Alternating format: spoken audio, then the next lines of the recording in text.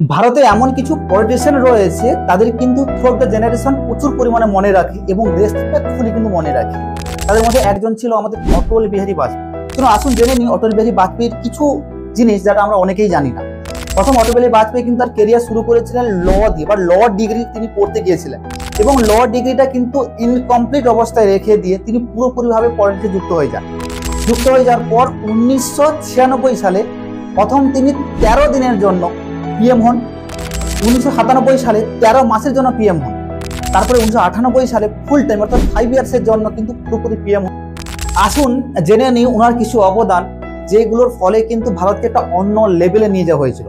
প্রথম নম্বরে যেটা হচ্ছে যে তিনি ভারতকে নিউক্লিয়ার উইপন স্টেট হিসেবে কিন্তু পরিণত করেছিল এবং তার পাশাপাশি তিনি অপারেশন শক্তিকে কিন্তু পুরোপুরিভাবে লিড করেছিলেন। 2 নম্বর হচ্ছে তিনি সর্বশিক্ষা অভিযান শুরু করেছিলেন, যার ফলে কিন্তু 60% ড্রপ আউট ক্যান্ডিডেটের কিন্তু যে পার্সেন্টেজটা কিন্তু কমে গিয়েছিল। এবং 3rd নম্বরটা হচ্ছে তিনি অ্যান্টি ডিফেকশন লয়ের যে লুপ হলটাকে তিনি প্রচুর পরিমাণে শনাক্ত করেছিলেন এবং তার যে লুপ হলটাকে তিনি আইডেন্টিফিকেশন করে এই লুপ হলটাকে তিনি সলভ করেছিলেন।